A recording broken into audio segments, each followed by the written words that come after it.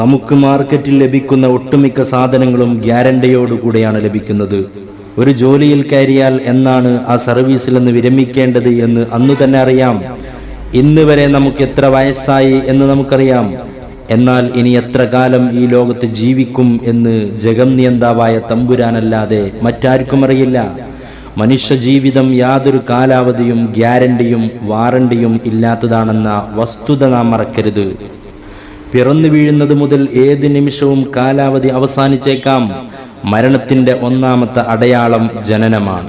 ജനിച്ചാൽ ഒരു നാൾ അവന് മരണമുണ്ട്. ഏത് സ്ഥലത്ത് വെച്ച് എപ്പോൾ എങ്ങനെ മരിക്കുമെന്ന് പറയാൻ ഒരാൾക്കും സാധ്യമല്ല. കുല്ലു നഫ്സിൻ ദാഇഖത്തുൽ മൗത്ത്, എല്ലാ ശരീരവും മരണത്തെ രുചിക്കുമെന്ന് വിശുദ്ധ ഖുർആൻ നമ്മെ ഉണർത്തുന്നുണ്ട്.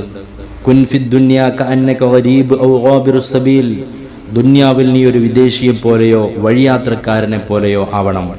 ഭൗതിക ലോകത്ത് ജീവിക്കുന്നവരെ ഒരു വിദേശിയോടും യാത്രക്കാരനോടും ഉപമിച്ചത് നാം ചിന്തിക്കണം. ഈ ലോകം ശാശ്വതമല്ല എന്നാണ് ഇതിൽ നിന്നൊക്കെ നാം മനസ്സിലാക്കേണ്ടത്.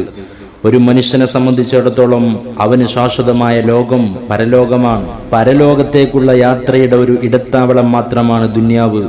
ഈ ലോകത്തെ സുഖാനുഭൂതികളും ജീവിതത്തിലെ ആഹ്ലാദ തിമിർപ്പുമൊക്കെ ഏത് നിമിഷവും നിലച്ചു പോകുന്ന സന്ദർഭമാണ് മരണം. സുഖലോലുപതയിൽ മുഴുകി ജീവിക്കുന്നവർക്ക് മരണസ്മരണ ഒരു മുന്നറിയിപ്പാണ്.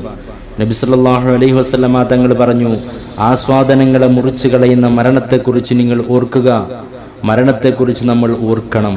കാരണം ജീവിതത്തിൽ പ്രയാസങ്ങൾ കടന്നു വരുമ്പോൾ മരണത്തെ ഓർക്കുന്നത് അത് വിശാലത നൽകും.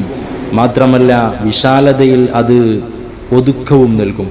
പരലോക ചിന്ത ഉണർത്താനും മരണസ്മരണ നിലനിർത്താനും വേണ്ടിയാണ് നബി സല്ലല്ലാഹു അലൈഹി വസല്ലമ തങ്ങൾ ഖബർ സന്ദർശിക്കുന്നത് സുന്നത്താക്കിയത്.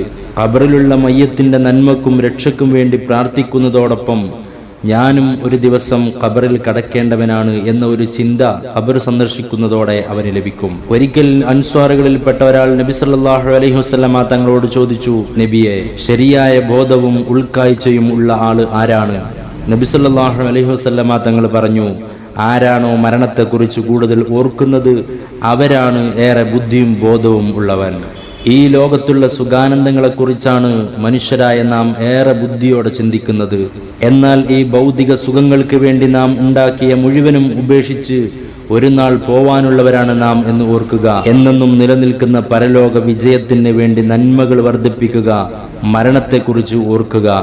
മരണത്തെക്കുറിച്ചുള്ള ചിന്ത എല്ലാവർക്കും ഉണ്ടെങ്കിൽ ഒരു അക്രമവും അനാചാരവും കൊലപാതകങ്ങളും തുടങ്ങി ഒരു മോശമായ നീചമായ പ്രവർത്തനങ്ങളും ഉണ്ടാവുകയില്ല. സമാധാന ജീവിതമായിരിക്കും ഇവിടെ എല്ലാവർക്കും ഉണ്ടാവുക.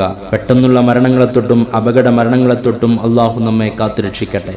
നമ്മൾ കാരണം ഒരാൾക്കും ഒരു പ്രയാസങ്ങളും ഉണ്ടാക്കരുത്.